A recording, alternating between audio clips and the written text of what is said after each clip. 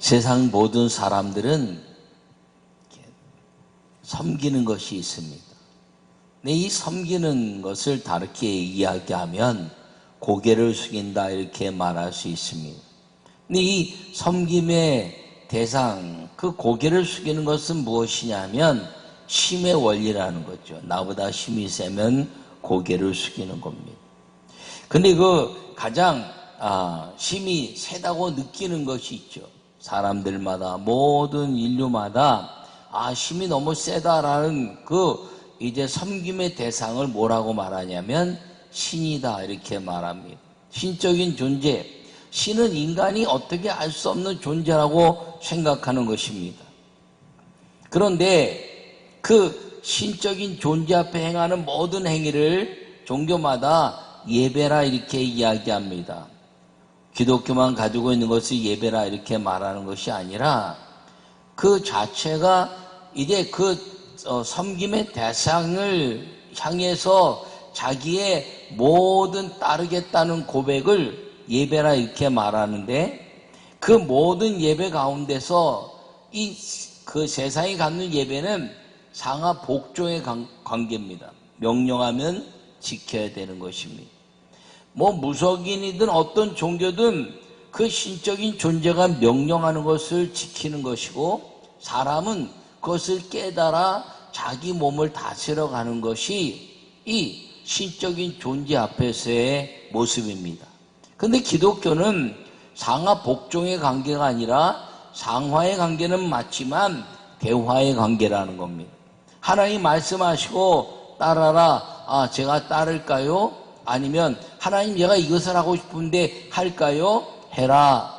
전쟁에 나갈까요? 말까요? 나가라. 이걸 할까요? 말까요? 해라. 하나님 명령하실 때 이거를 해라. 제가 상황이 안 되는데요? 그럼 이렇게 해라 라고 그 상하 복종의 관계가 아니라 기독교는 상하 대화의 관계라는 것입니다.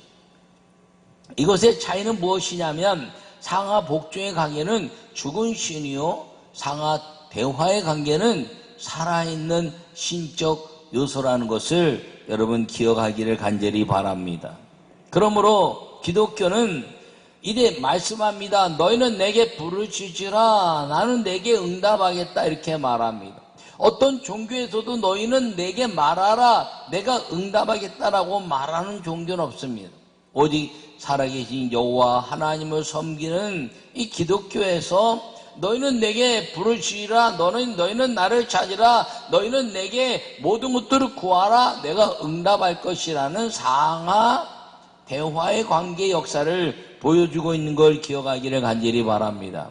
그러므로 오늘 예배 여호와 이름을 부름이라는 제목으로 말씀을 전하는데, 모든 세상이 예배는 상하 복종의 관계로 굴복하는 것이지만 기독교의 예배는 여호와 이름을 부르면서 대화하여 아버지와 자녀의 권세를 가지고 만남에 대한 가치를 가지고 사는 것임을 기억하고, 오늘 아름다운 예배 여호와 이름을 부르는 여러분 모두가 되시기를 간절히 축원합니다.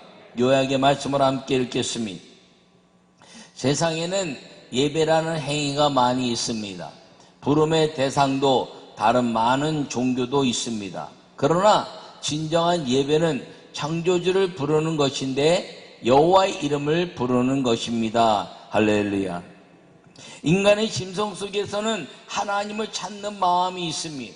그것을 뭐라고 하냐면 하나님의 형상이라 이렇게 말합니다.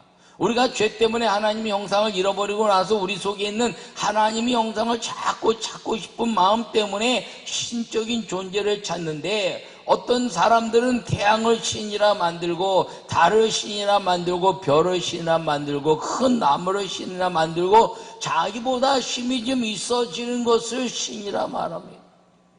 이제 한때는 사람을 신적인 존재로 만들고 교황을 신이라 이렇게 이야기하기도 했던 시대가 있습니다. 자기보다 강한 존재. 왜 그러냐? 우리 속에 하나님을 찾고 싶은 하나님의 형상이 우리 속에 있기 때문인 것입니다. 그래서 사람들은 하나님을 만들어가고 하나님의 형상을 이래 만들어가면서 이것이 하나님일 거야, 이것이 하나님일 거야 라고 말하면서 만들어낸 것을 우상이라 이렇게 말하는 겁니다.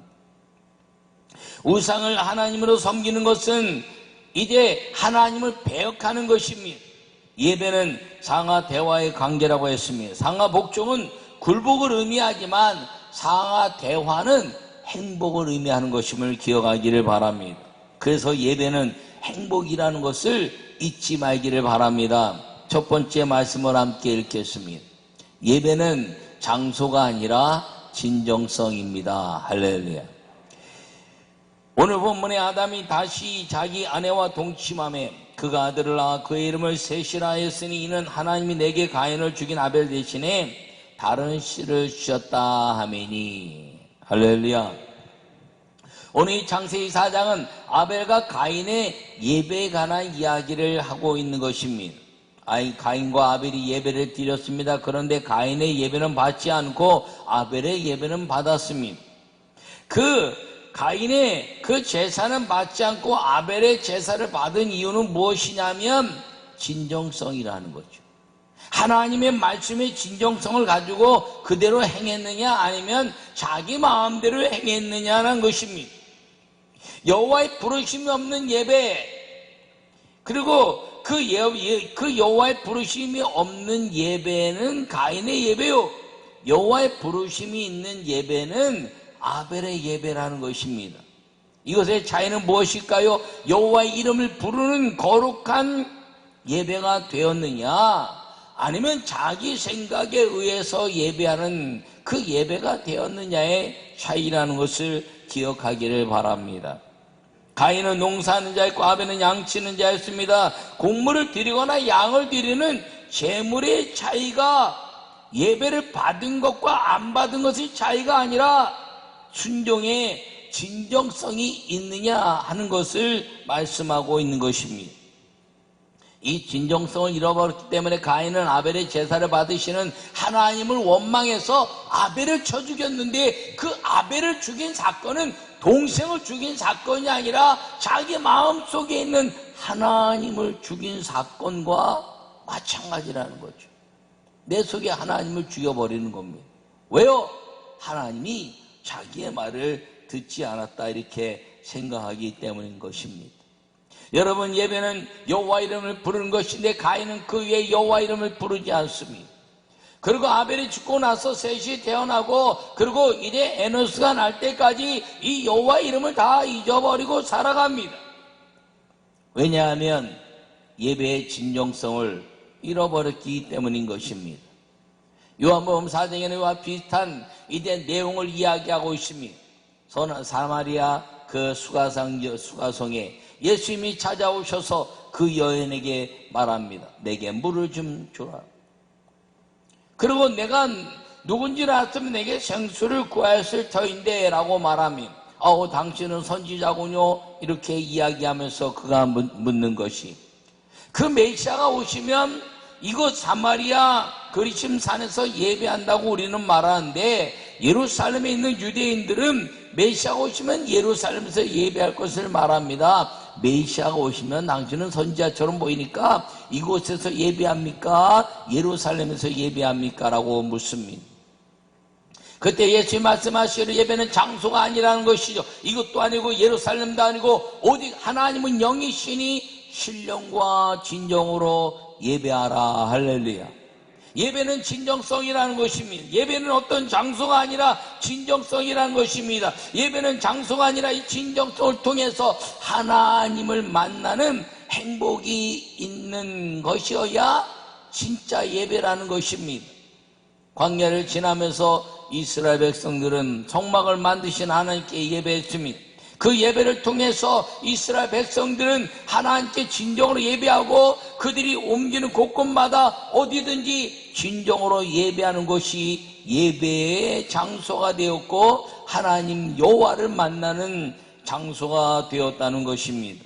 그러므로 그 여인은 이제 하나님 영이시니 신령과 진정으로 예배할지라 말씀하시고 이제 나에게 구하면 생수를 줄 것이라고 말하자 그가 눈이 열려서 메시아 예수님을 만났습니다. 그리고 그 슬픈 인생, 그가 가지고 있던 그 아주 추한 인생, 그리고 낮아지고 보잘것없고 만날 수 없는 사람들에게 찾아가서 동네에 가서 내가 메시아를 만났습니다라고 선언해내는 위대한 삶의 행복을 찾은 사건, 그것이 메시아를 만나고 여호와 하나님을 진정으로 부르는 예배자의 삶이 이루어졌기 때문이라는 것입니다.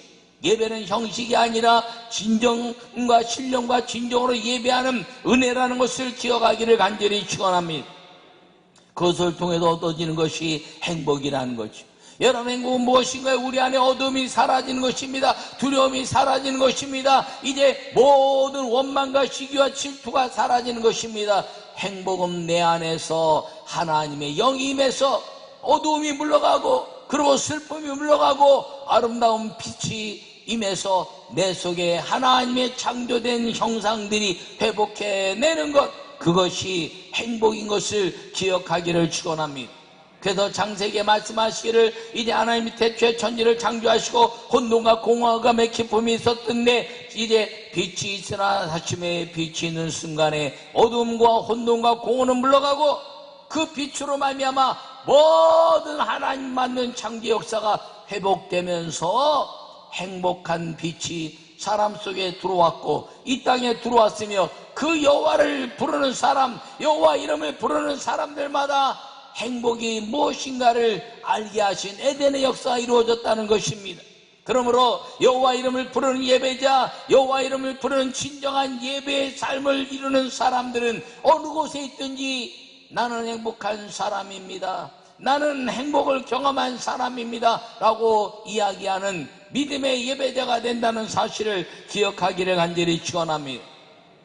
죄를 해결받은 행복한 삶을 사는 사람, 죄의 문제가 없어진 행복한 삶을 사는 사람, 그것이 예수님 안에 있는 것인데 여호와 이름을 부르는 거룩한 진정성으로 메시아 예수님께 예배하는 것임을 기억하시고 이 예배를 통해서 죄의 용서함을 받은 행복한 믿음의 성도들이 되시기를 간절히 축원합니다. 두 번째 말씀을 함께 읽겠습니다. 진정성이 있는 예배가 성전입니다. 할렐루야. 오늘 26절에 말씀하시기를 셋도 아들을 낳고 그의 이름을 에노스라 했으며 그때 사람들이 비로소 여호와의 이름을 불렀더라. 할렐루야. 여러분, 이 가인의 사건으로 인해서 예배가 무너지고 진정성 예배가 무너진 다음에 여호와 이름을 잊어버렸습니다. 셋이 낳고 셋의 후손으로 가다가 이제 여호와 이름을 부르기 시작했습니다. 물론 개인적으로 여호와 이름을 잊어버렸다고 말하기는 어렵지만 어쨌든 사람들이 모이면서 비로소 에노스 시대에 여호와의 이름을 불렀더라, 여호와 이름을 회복했더라라는 것입니다. 예배에 있어서 가장 중요한 것은 여호와 이름을 부르는 것입니다.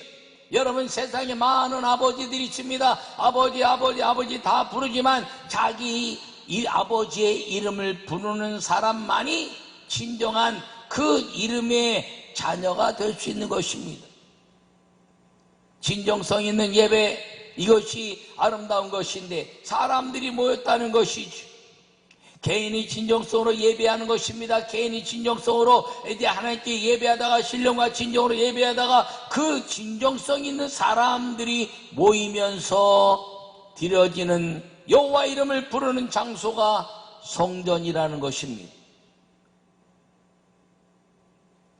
오늘 본문에 사람들이 여호와 이름을 불렀더라 이렇게 말합니다. 사람들이 모이는 곳, 그것이 성전이라는 것이죠. 그것이 장소라는 것입니다. 그래서 이제 그 여호와 하나님께서 모세를 통해서 출애굽시킬 때 하신 말씀이 아브라함과 이삭과 야곱의 하나님이라 나는 스스로 있는 자리 여호와라 이렇게 말씀하신 것입니다.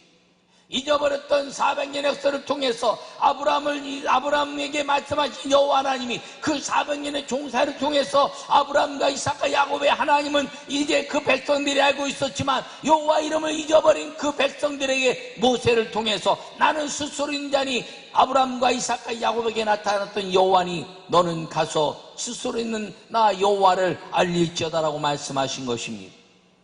그리고 애굽에 내려가서 이스라엘을 이끌어 오실 때 그 스스로 계신 여호와 아브라함과 이삭과 야곱의 하나님의 전능하신 하나님 여호와께서 우리 민족을 이끌어낼 것이라고 선언했을 때 거기가 하나님의 임재를 통해서 이스라엘 백성들을 출애굽시키는 위대한 사건이 일어나게 된 것입니다. 진정성으로 예배하다가 성전이 되는 것.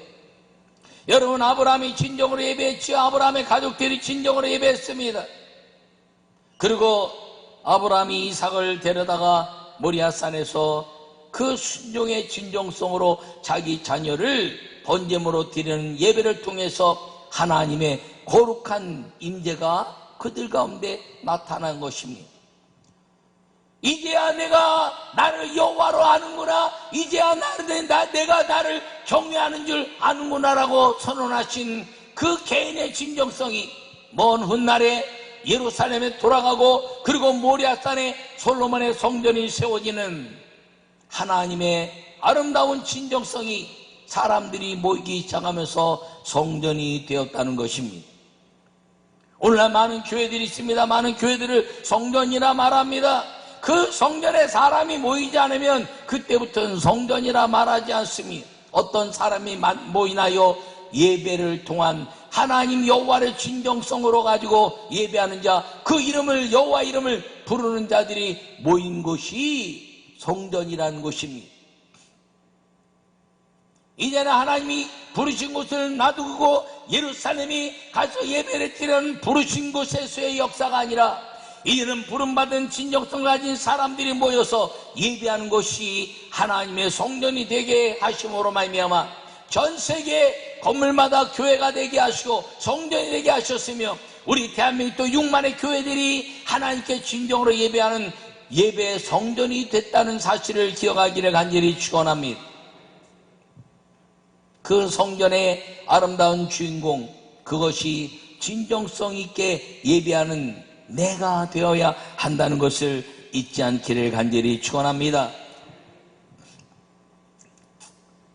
선교지에 가서도 이렇게 혼자 예배드리고 가족들과 예배드리다가 진정성이 있는 예배가 이루어지고 성령이 함께 하시면 한 사람, 두 사람, 세 사람 모이면서 기도회가 이루어지고, 그리고 세 사람, 네 사람 이렇게 모이면서 성전이 세워지는 것이 이 진정성을 통한 사람들이 모이면서 생기는 성전에 대한 현대 교회의 모습이란 것입니다. 저도 싱가포르에 가서 이제 선교사로 가서 무엇을 할까 이렇게 고민하고, 이제 인도 사람들 사역을 할까, 말레이안 사역을 할까. 그런데 동역자들이 필요했습니다. 여러 가지 이제 환경에 대한 동역자들이 필요했습니다. 물질에 대한 동역자들이 필요했습니다. 그래서 그것을 보니까 이제 한인 감리교회가 하나도 없었습니다. 그래서 기도하기 시작했습니다. 하나님, 이 일을 통해서 어떻게 할까요? 이 일을 통해서 어떻게 할까요? 기도할 때 한인 이제 감리교회를 세우기로 결정하고, 그리고 아무도 없었지만 우리 가족들과 함께 시작하면서 예배가 이루어졌습니다. 진정성 있는 예배가 이루어지면서 한두 사람씩 모이기 시작하고, 서너 사람씩 모이기 시작하고, 이제 많은 사람들이 모이기 시작하면서 영광한인교회가 이제 창립되어 세워졌고, 지금은 연합한인연합교회, 그리고 황도의 황도영광교회, 그리고 시흥영광교회를 비롯해서 저 아프리카와 그리고 곳곳에 하나님의 교회가 세워진 것은 진정성 있는 사람들의 예배를 중심으로 사람들이 모였을 때 비로소 여호와 이름을 부른 역사, 성전이 되었기 때문이라는 것입니다. 사랑하는 성도 여러분, 하나님의 아름다운 진정성 있는 예배가 성전이라는 것을 기억하기를 바랍니다. 주님은 말씀하셨어요. 내가 이 성전에 거하겠느냐, 내가 이 장소에 거하겠느냐. 나는 전능한 하나님이며, 나는 우주를 지배하는 하나님이며, 나는 하늘에 있는 하나님이지만, 여기서 진정성을 가지고 예배하는 사람들이 모여서 성전이 되면, 이곳에서 기도할 때 내 눈과 귀를 이곳에 둘 것이고, 그리고 너희가 기근이 있거나 연병이 돌거나 그리고 부족한 거 있을 때 모여 회개하고 기도하면 내가 응답할 것이니 나는 전능한 여호와라. 할렐루야. 이 성전에 대한 역사를 이루신 것입니다. 성전에 대한 축복을 말씀하신 것입니다. 여러분, 코로나19 때문에 이제 성전 예배가 많은 어려움이 있다고 이야기하고 있습니다. 여러분, 그 어려움 때문에 정부와 대적할 필요 없어요. 그리고 사람들과 영상 예배 드리는 사람은 이제 신앙이 부족한 사람, 성전 예배 드리는 사람은 신앙이 충만한 사람이 아니라 주님은 마음을 나누고 싸우고 대적하는 것을 싫어하시고 어느 곳에 있든지 하나님은 진정한 예배를 통해서 모여있는 것이 성전 되게 하셨으니 그 모인 곳에 성령의 역사 일어나고 기적의 역사 일어나고 믿음의 역사가 일어나게 하는 예배, 여호와 이름을 부르는 그 예배가 되어야 한다는 사실을 기억하기를 축원합니다. 우리가 그 일로 인해서 하나 되게 되었을 때, 우리가 그 일로 인해서 어떤 위치에 있든지 여호와 이름을 부르는 사람들이 모여서 비로소 여호와 이름을 부르는 거룩한 성전의 역사가 일어나게 되었을 때, 믿음의 사람들이 모이고 여호와께서 응답하실 때 암병도 사라지게 하시고 각종 병도 사라지게 하시고 수많은 질병들이 이유도 없이 사라지게 하셨던 그 전능하신 하나님이 우리의 사랑으로 연합된 것 때문에, 우리의 사랑으로 함께한 것 때문에, 그리고 미움과 시기와 질투는 다 없어버리고 하나님의 사랑과 진정으로 예배하는 모든 것들을 통해서 예배자로 사람들이 모이게 되었을 때 우리는 흩어져 있지만 이 민족은 대한민국이라는 교회일 것이고 전 세계는 하나님의 우주적인 교회를 이름으로 말미암아 주님이 코로나19뿐 아니라 알지 못하는 것까지 사라지게 하시고 우리에게 나는 전능한 여호와라, 나는 전능한 하나님이라 말씀하시는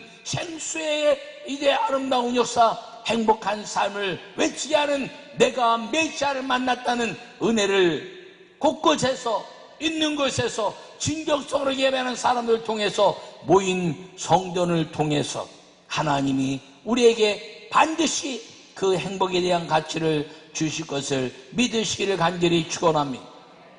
주님이 원하신 것은 분리나 나눔이 아닙니다. 싸움이나 시기와 질투가 아닙니다. 너희끼리 서로 사랑하라는 것입니다.